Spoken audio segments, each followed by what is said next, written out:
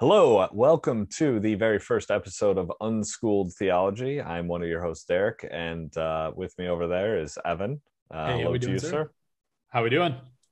Not too bad. So let's get started here. We've got several intro type episodes before we Mhm. really dig into the meat of what we're doing, but that's because we think the background perspective is important to cover before we really dive into what we've got going on here.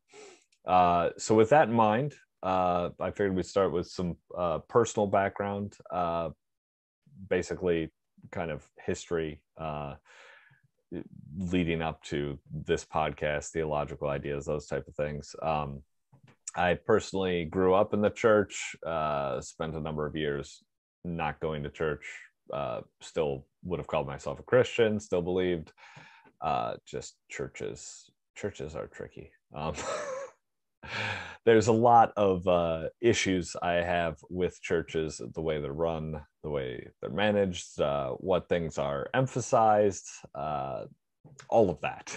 So, Mhm. but for now, I am attending a church, and yeah, it's a Baptist church, even though I would never call myself a Baptist. Um, but I wouldn't really call myself belonging to any denomination. But that's where we're at for the moment, and I found it to be good to get back to a church, not so much even for maybe not even for myself so much as for my family's sake, because I think there is benefits in the community and those kind of things, which I think to varying degrees are beneficial to believers. So mostly for my family's sake, as much as anything else, we're attending a place now, and we'll see uh, where we end up going from there. So Fan- yeah, Fantastic. Um, First of all, I want to say I feel like that'll be a topic that we'll discuss more at length too. Just the difficulty of modern churches and kind of navigating that space. I think that's a big challenge that a lot of modern Christians face. yeah, I Um, I think that'll be something that we might discuss specifically in episodes. I also think as we go through this, as people get a taste of the perspective that we're going to explore here, I think they'll have an understanding of why that difficulty, that challenge exists. Yeah, of course, of course.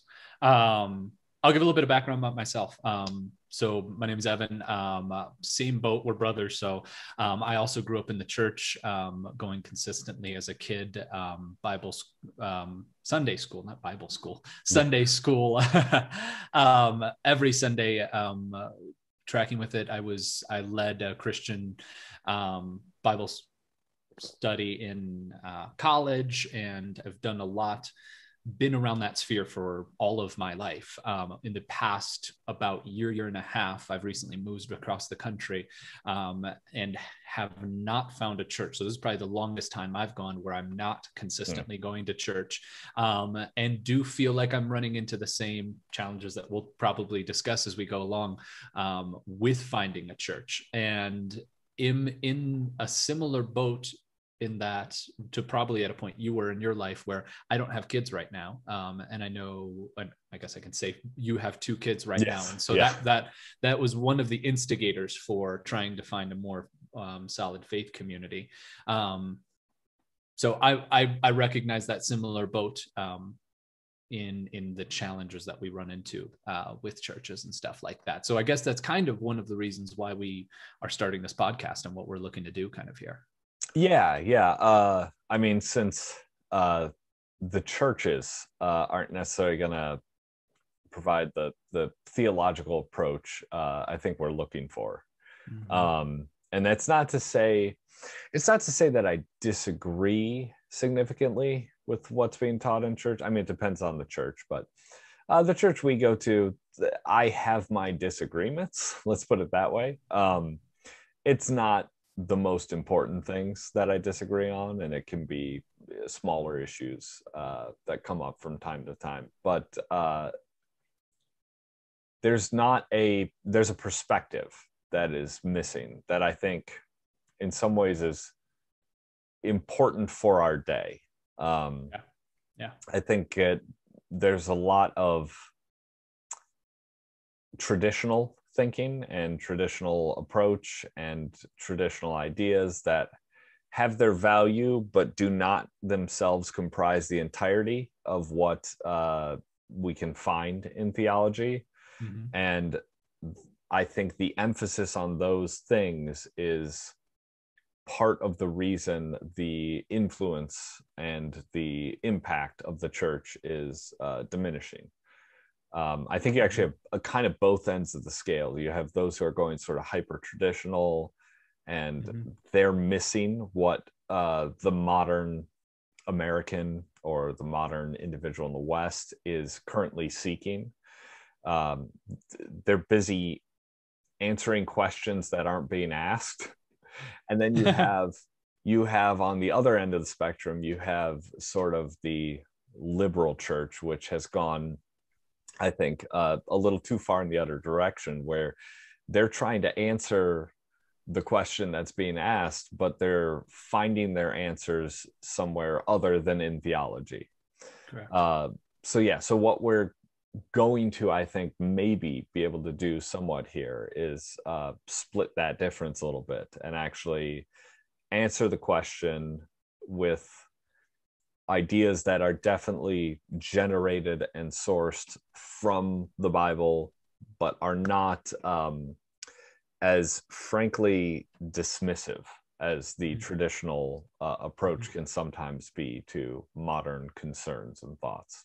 Yeah, I think that's fantastic. I think that's a really good segue into kind of what the term unschooled theology is.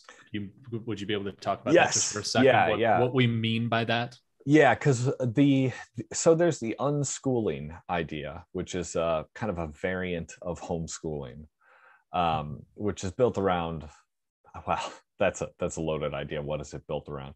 It means different things to different people, but generally it's the idea of not following a strict curriculum and not having following particular courses. I mean, maybe you will use courses, but you're not following this sort of extended curriculum with built-in assumptions, built-in presumptions, all these different things. And we're taking that approach to theology. I mean, we've not been to school for this, but we have a deep interest and curiosity in it, and we have the ability to choose our own teachers. One of those things. I mean, we both have been to school for various things. I know in economics, right? There was a sense that, hey, these are the economic thinkers that you should be reading, and the other ones you just ignore because they're not correct anyways. Whereas the truth is, an approach I've developed in life, not just to economics, not just to theology, not just to everything, is that there is value in reading people that you don't necessarily agree with, because they're reacting to something that is real at the very least. And they may not have the right answer, the right approach, the right response to those things, but at the very least, there's something real and out there that they're reacting to.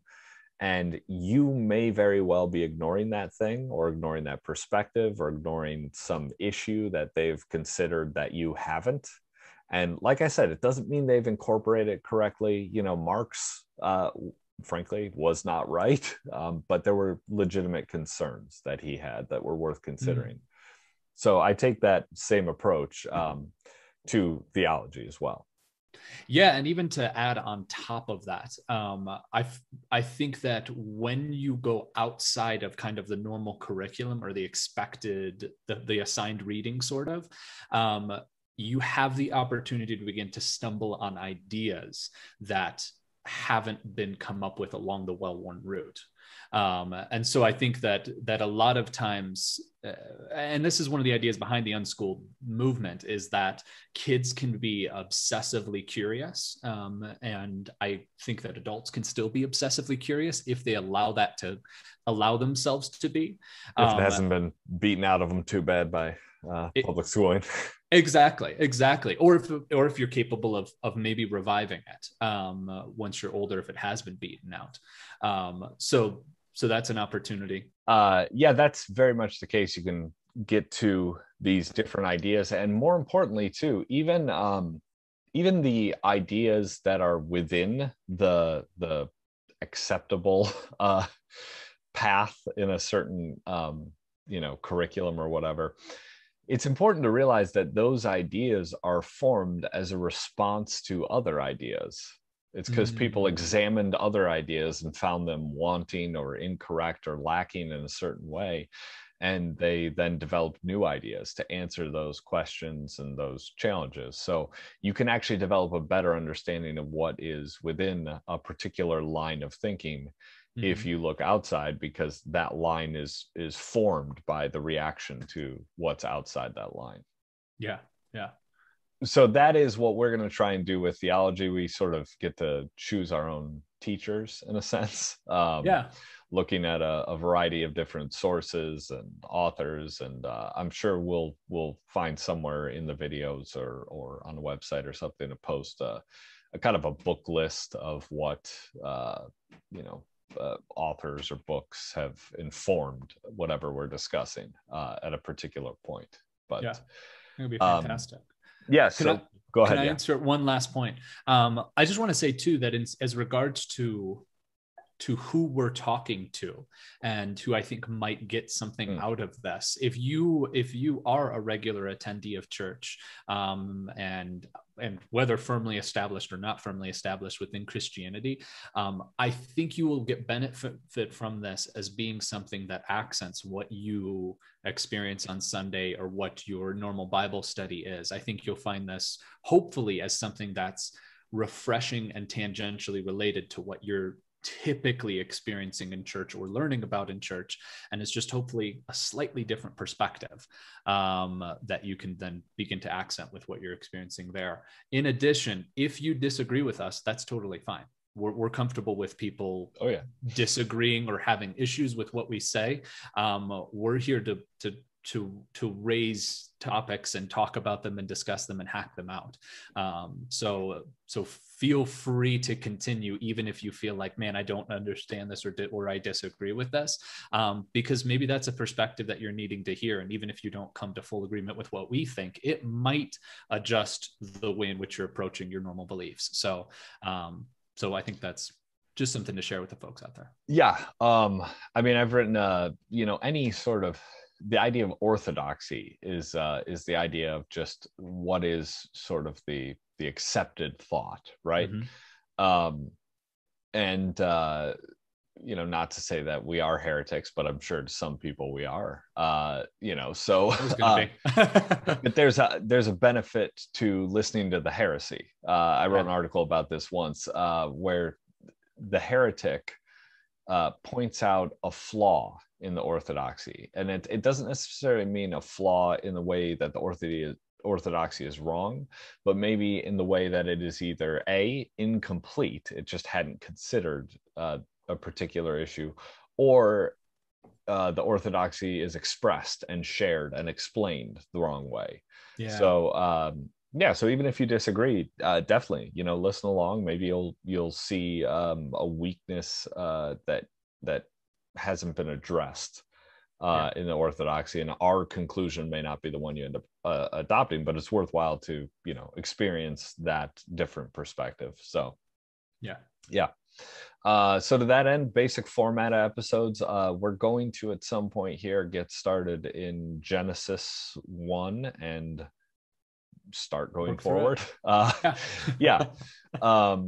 like a good place to start. But if things come up that we want to discuss, either topic based, something, I don't know, current events that relates in some way, if we read a book that we both read and are interested in discussing from a review / expanding on the topics point, then we'll do something like that. So generally we'll follow that format, but we'll have a variety of things interspersed. And I think even if anyone out there has any topics that they want us to talk about, or any questions that they want us to chew on, we will have I don't know our email or our social medias, but we will have those up, and feel free to reach out and contact us. It is Unschooled Theology for the email, at least. The social media, I will set that up. Be a good idea to get that going. The email is unschooledtheology@protonmail.com. So check us out there. And yeah, what we're doing here is just bringing a different perspective. So if you like that perspective, if you're curious of what that perspective would say about various topics, let us know, and we'll be happy to look at talking about those as well. So and in the meantime, to make sure you get all of those forthcoming episodes, be sure to like, subscribe, all those different things. If you're on YouTube, you have to hit that notification bell to make sure you get notified, because YouTube makes it a 27-step process to opt in. So yeah, do that, and join us next time as we're going to continue on this sort of intro to how we think and how we're going to approach the topic of theology. Excellent.